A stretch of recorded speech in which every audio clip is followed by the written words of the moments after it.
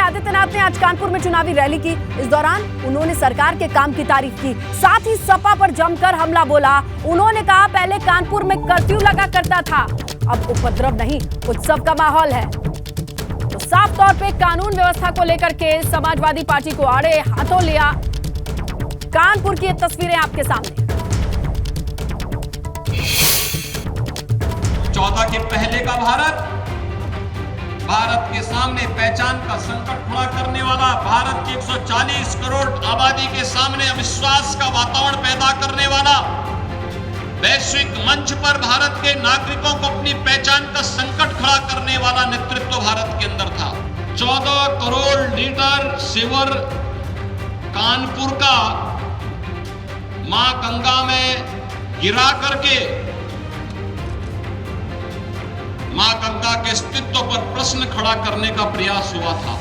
उस समय समाजवादी पार्टी की सरकार प्रदेश में थी।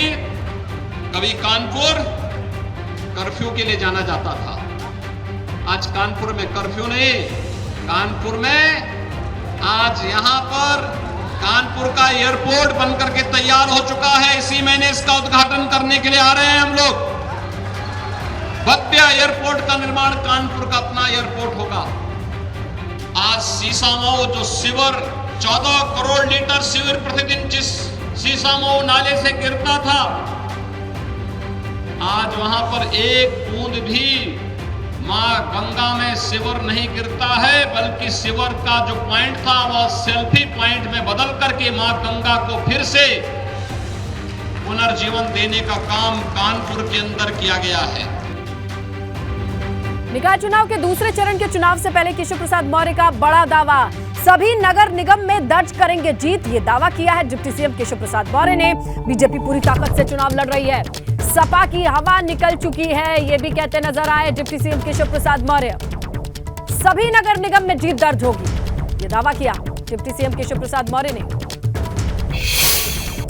निकाय चुनाव के दूसरे चरण में 11 मई को वोटिंग होगी। आज चुनाव प्रचार खत्म हो जाएगा। बीजेपी ने अपनी पूरी ताकत झोंकी हुई है। उप मुख्यमंत्री केशव प्रसाद मौर्य भी लगातार अलग अलग जगहों पर जनसभाएं करने के लिए जा रहे हैं। सर, आज प्रचार का अंतिम दिन है, आपने पूरी ताकत झोंकी इस चुनाव में।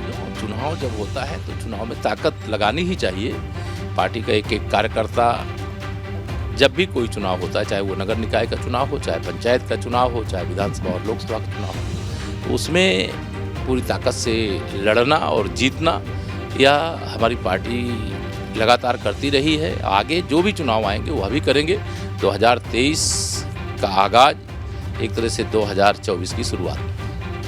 2017 में आप वेस्टर्न यूपी में दूसरे चरण में चुनाव हो रहा है। 17 में आप 2 नगर निगम नहीं जीत पाए थे, आप मेरठ नहीं जीत पाए थे, अलीगढ़ नहीं जीत पाए। इस बार चुनौती ज़्यादा है। उत्तर प्रदेश में 17 नगर निगम हैं और भारतीय जनता पार्टी केवल 17 नगर निगम और वहाँ प्रचंड बहुमत के साथ हमारे पार्षद जीत करके आएंगे। और नगर निगम हो, चाहे नगर पालिका हो, चाहे नगर पंचायत हो, सारे रिकॉर्ड ध्वस्त होंगे और भाजपा ऐतिहासिक विजय के साथ उत्तर प्रदेश में डबल इंजन की जगह ट्रिपल इंजन सरकार बनाएगी।